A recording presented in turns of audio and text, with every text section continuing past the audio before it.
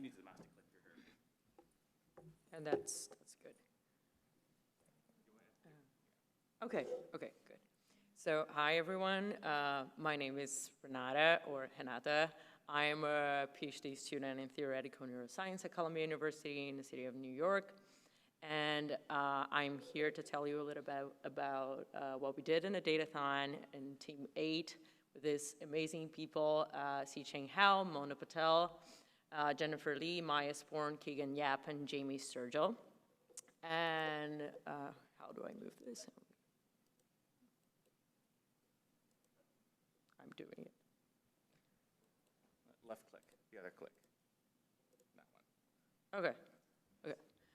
So first of all, none of us have any conflicts of interest for this presentation. And our team was assigned to the COVID-19 track. And the initial question that we wanted to address was, do COVID-19 directed therapies have similar outcomes in patients of different ethnicities?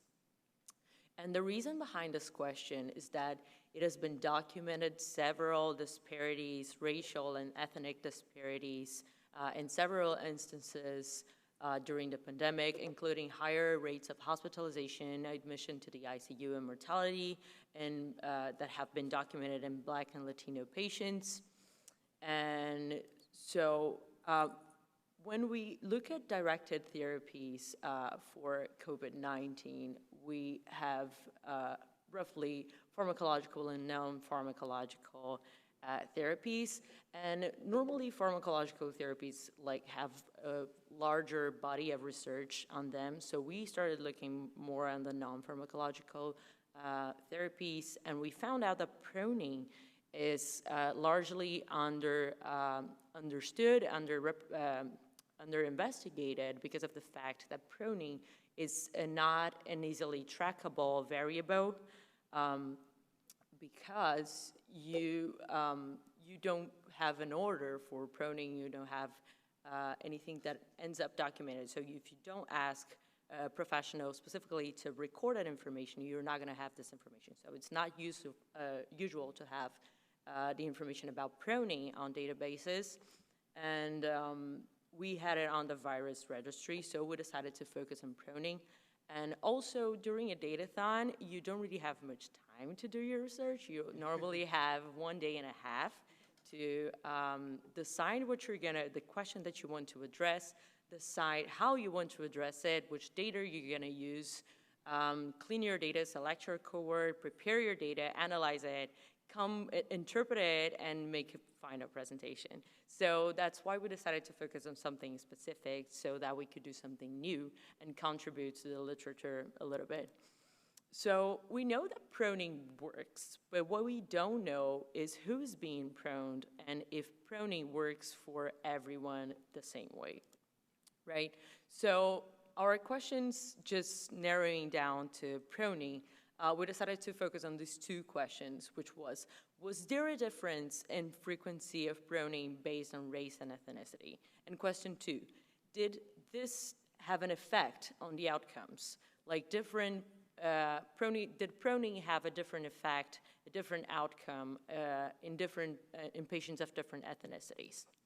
So as I mentioned, we used the virus COVID-19 registry, which encompasses over 21,000 entries of ICU admissions over 28 countries. And from these 21,000 entries, we selected patients that were over 18 and that were under invasive ventilation. We also decided to exclude pregnant subjects due to major differences in how COVID affects this group. And also we excluded patients enrolled in ISARIC trials because we could not know who was under medication and who was a control. So we had no way to account for the effect of these potential medications.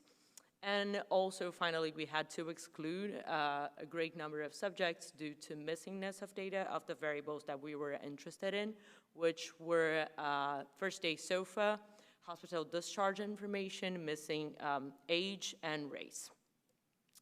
So looking at the demographics of our cohort, we had a large majority of white people, and also the vast majority of our data, which ended up in 9,000 patients, was from the Americas and specifically from the United States.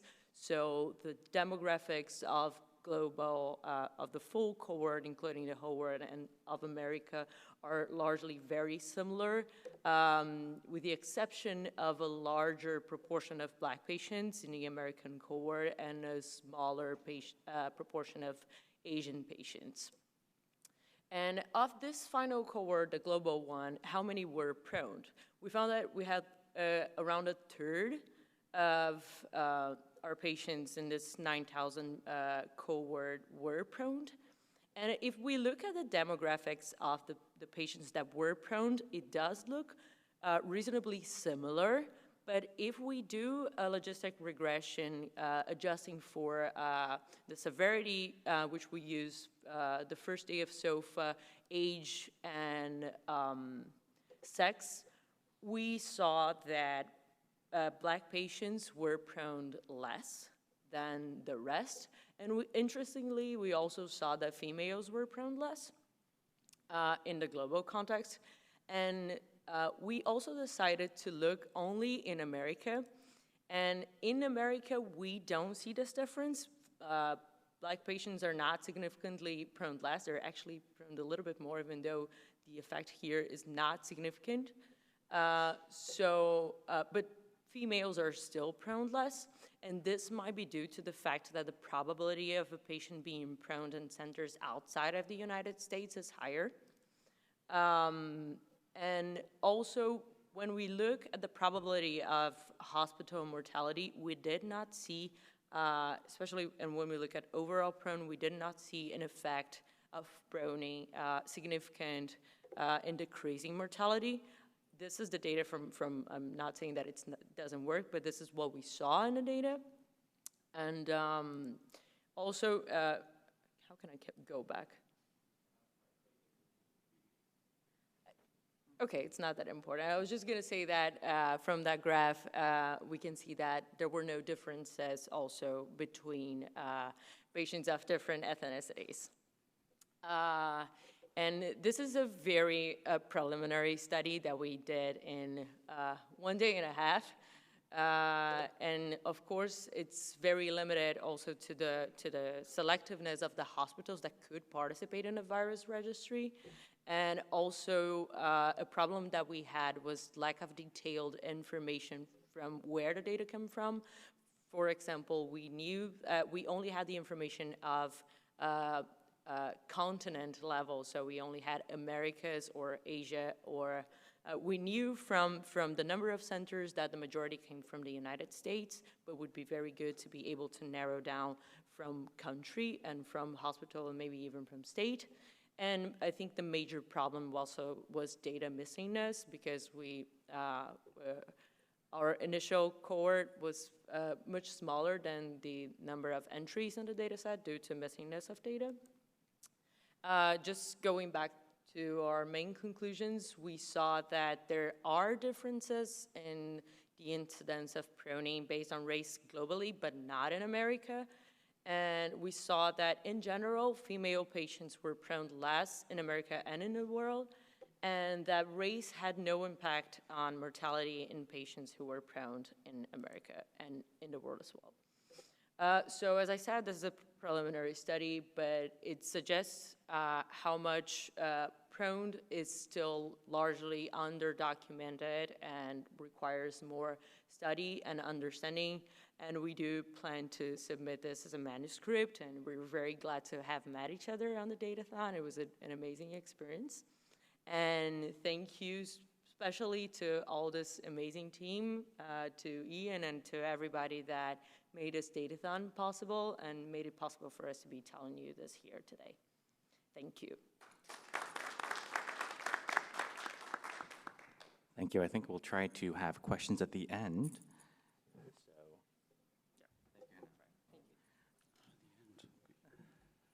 Thank you so much. And so our next speaker is going to be Tiago from the University of Porto, also with an internship over at MIT, with limited English. Does limited English proficiency affect time to death for critically ill patients who expire in the hospital? This was in our health equity track. So, Tiago. Okay, so can you guys hear me, I guess? So, so once again, thank you, Ian, and SCCM, and all the guys who worked with me at Datathon. It was a pleasure to be in New York last August and to actually be here to present to you some of our findings. Just a disclaimer, 99% of these slides, all the work here was achieved like in less 24 hours. So please, as soon as you are going to make questions, please be aware that we had like 24 hours to do this, and we had like a very straight like moderator as Ian, because we really had to be on time. Right. So my name is Tiago. Artie is right there, and we would like to acknowledge all the other members who actually worked tirelessly to actually achieve these work. Okay. So before going into the hypothesis in the work, let me give you like some context on why did we decide like with this topic and theme. So we know that there is some impact of the English proficiency in healthcare, which means that if you are native or not, probably the outcomes of healthcare will be different. Another thing, I'm not a clinician, I'm an engineer, so once again, don't get out on me if I say something wrong. But we know that like English proficiency will have impact. For instance, there are some language barriers. It can actually lead to longer lengths of stay. It can actually increase the odds of more visits to the hospital and in the emergency department. And of course, on the other hand, that could be also like different survival outcomes for both like native speakers or non-native speakers. So this was the main context. Of course, there are lots of studies that you guys can search on, but in 5 minutes, I will not tell you all of them. And we all know, like as a summary of all of that, we know that language will affect healthcare in diverse ways. Once again, it may lead to misdiagnosis or diagnostic testing or poor quality of care. And on the other hand, we actually want to increase patient engagement and decrease the delays in care, right? So we have to be on time. And language will play a very important role in this. And so the main goal with this project is actually to increase the quality of time in the ICU or the comfort and their care. So we know that we have this equation, we have health literacy and language barriers, and in this work we try to tackle language barriers. Because if we actually solve that problem, probably it can also increase like the health literacy of your patients. And so the main hypothesis that we derived in less than 24 hours was among patients who expired during admission, patients with limited English proficiency will probably have increased time to death secondary to delays in goals of care, these discussions. So this was the hypothesis, okay? I'm not saying that this is true. We tried to tackle this in Datathon. So what we did, we used a public database. Mimic3 is a very huge database, public one. You can actually access it and work with it. And we did some statistics and data analysis to see if we could answer or not the main question. So these are pretty much the statistics we did. We derived some Cox proportional hazards. We studied the procedure utilization and at the end of life care discussion by analyzing some of the notes that are present in the ICU at Mimic. I will show some statistics and graphics that we derived with this project. So we analyzed age. We have more limited English proficiency patients actually in older ones. By gender, we didn't find actually a significant difference, all right? So that it seems that there is no difference between gender or sex in terms of limited English proficiency. In race or ethnicity, we actually found that there is more limited English proficiency in minorities, which is a very interesting finding for us to bear in mind. And of course, all of these variables also will play a goal like in the type of insurance you have. And so we end up knowing that we have more LAPs in Medicaid people, in Medicaid covered people, as opposed to the other ones. Then we did a study on procedure utilization by English-speaking proficiency.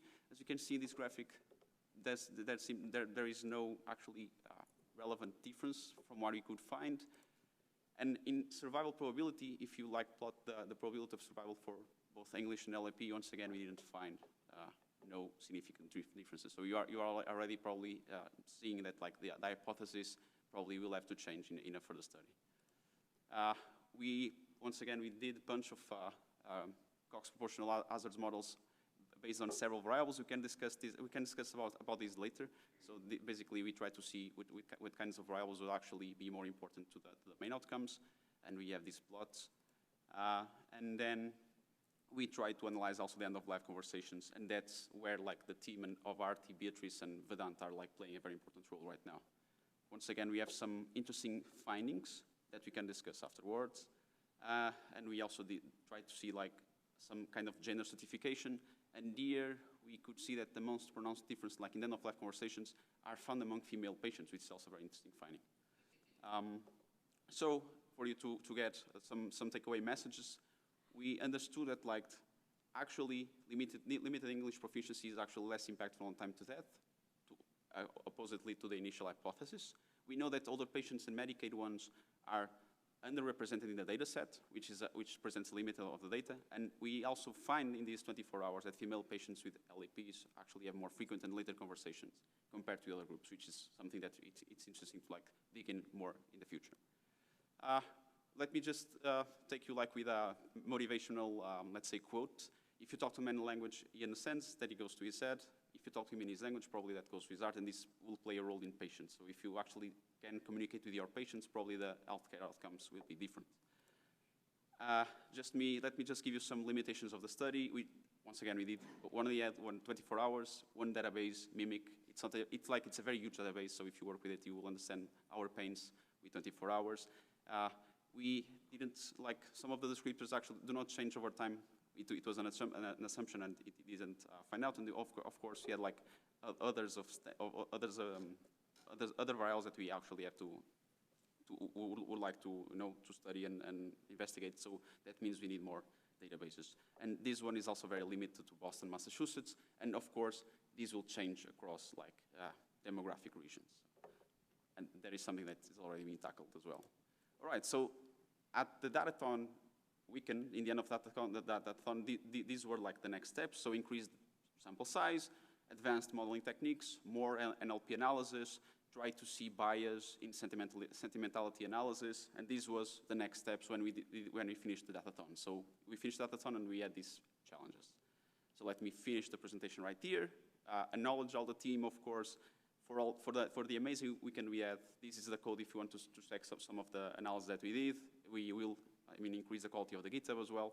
And then after this, Arti, Vedant, and Beatrice start working on more stuff, and now they are actually increasing more analysis on Mimic from NLP techniques to LLMs. She can talk about you later. Of course, increasing the data size in the population, so we are also studying like the Wake Forest School of Medicine, once again, where Arti works, and we have more hypotheses that we want to study. But since I'm getting out of time, I'll just like leave this for the Q&A, and once again, thank you all. The corresponding author of this study will be Arti, and that we will expect you in Chicago next July to work more on this. Thank you.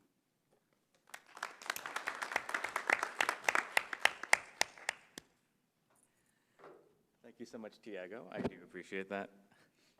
I suppose we were a little tight on time during the Datathon, so you're very, that is on me. So thank you so much. And our last presenter is Nikolai Anderson. So then we'd like to talk about, again, this. So he was our, we had a third track, which was in patient safety. And so through that funding, we were able to also sponsor a third prize in addition to beyond what we expected. So this was the third prize. Again, this is Nikolai Anderson in disparities in glucose measurements. Nikolai? Yeah, hello everybody, and thanks, Ian. I was also fortunate enough to get to attend the Datathon back in New York, and I represent Team 1. I know it says Team 8 on the program, but I think it's Team 1. Anyways, we won the patient safety category, and I want to talk about how we examined the disparities in glucose measurements. So our particular research question was, what are the key factors influencing glucose variability in point-of-care and serum measurements? Now, before I get into the methodology we use to study this, I want to provide some background for this type of research and how we wanted to approach this. So recently, there's been more research revolving around the concept of digital determinants of health. Now, we know that social determinants of health are the social and environmental factors outside of the medical factors that influence the health of the patients, right?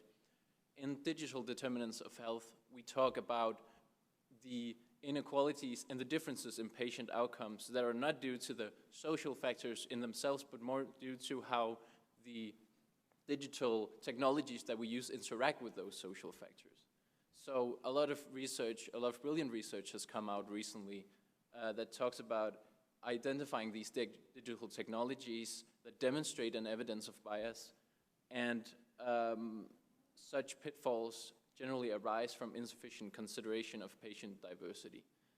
Now we see examples of this in pulse oximetry, where the measurements differ based on the skin color of the patient, and we see this for EEG, where the conductivity quality measures are different based on the type of hair on the patient. And I can't speak for the entire team, but I know that this is definitely the overall motivation for our research, is to look at some of these factors, because differences in glucose has been studied for 13 years in terms of how we measure that initial glucose measurement with the finger stick at the point of care versus the more slow but more accurate results we get from the serum blood tests from the lab. So we look at when those two measurements differ in a short span of time, what causes those errors. Now we know that there are errors, right? Because there are measurement errors in the finger stick, and the directionality of those errors and how it affects people in general based on the timeline has been studied, but we wanted to see if we could find other key factors that influence this variance. So we used the EICU database, which is a really extensive multi-center ICU database. And of course, we want the measurements that we look at to be as close to each other in time, so that the point of care finger stick glucose measurement is taken really close to the actual blood sample that's sent to the lab. So the way we curated our data set was we selected a time span of 15 minutes before or after the different types of sampling. So we aligned these pairs that we have of glucose measurements with a lot of different other variables regarding the patient, such as the demographic variables, of course, since this is our main focus, and also treatment variables such as insulin, steroids, vasopressors, mechanical ventilation, etc. Everything that also could affect this variance in some way. Now, we started out with 139,000 patients, and we excluded 73,000 to begin with that had no pairs within this time span, or no pairs at all, sorry. And then we excluded 7,000 pairs more because we wanted these 15 minutes. Yeah, and then we also excluded 11,000 pairs from hospitals with less than 1,000 patients. So that left us with 46,000 patients and 190,000 pairs of glucose measurements. Now, when we're investigating bias in general and how different errors might disproportionately affect certain parts of the population, we also are really considerate of how that data got into the data set to begin with. So a really important thing is to look for patterns of missingness in the data. And this is what's called an offset plot, where we can see the different combinations of missing variables and how they're distributed across our cohort.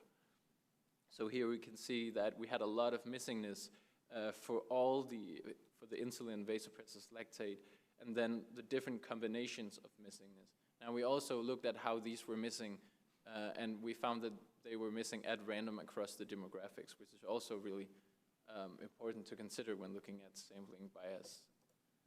Now we found out after selecting these pairs that the general error was really nicely normally distributed, so there was no directionality in the way these measurements were taken, were wrongfully taken, if that makes sense. And we can see that the distribution based on ethnicity is also, there are no obvious differences here. So what we do is we specify an outcome called occult hypoglycemia. That is, we're interested in patients where the point of care glucose show above 70 milligram per deciliter, and then the serum glucose shows below that. So we don't want, I mean, we accept some error in these fingerstick measurements, right? But we don't want them to cause any harm disproportionately to a certain part of a patient demographic because they're affected by the directionality of this error. So how can we model this? Well, we fit a Bayesian logistic regression model for each hospital to look at if we can predict this occult hypoglycemia. So who are measured as being higher than 70 milligram per deciliter from the fingerstick, and then when the serum value comes back, we see that that was actually much lower. So when we look at the posterior estimates here, we can see that each line represents a hospital. And if you're familiar with Bayesian statistics, these are basically the parameter estimates of the effect on ethnicity for these things. So instead of getting one parameter in typical frequency statistics, we can account for the uncertainty of that parameter estimation, basically. So we see a lot of hospitals where there's no effect on race, ethnicity, on these occult hypoglycemia harmful outcome. But then we also see a subset of hospitals with a really high probability of unequal harm. Now, we shouldn't, it's hard to interpret this in the way that we should go out and point to these hospitals and say, you're disproportionately harming certain patients, because of course there are a lot of things that can explain this variability, but at least it's a start for us. We were also having like a busy time during the Datathon in those 2 days, right? So we don't want to draw any conclusions too fast, but it's definitely some interesting preliminary results that we have here. Of course, those hospitals that were like flaring up in terms of the effect parameters could have certain devices. They could all share some protocols or practices that are interesting to look into. And we can see, well, if these devices are consistently giving error in a certain direction, then, well, we can do something about it, right? And this is also the benefit of working with these large data sets. So for future work and diving deeper into this project, we really want to look at newer data, look at these particular hospitals, model them in more sophisticated ways, and then also adjust for some of the co-founders we collected also from the EICU. So thank you. This was Team Sugar Data. And I really want to thank all of the members on the team, Andrew, Enrique, Joao, Rishika, Vishwarao. Yeah, this was far from a solo effort. I mean, everybody did a lot. And I think if you have any questions from the clinical aspect, I'm a data science student. You should definitely ask Dr. Barrows down here, because I think he was really annoyed with me in the end of the Datathon, because I was asking questions like 24/7. What does this value mean? What is that? What is this? Yeah, so yeah, thank you. So thank you so much.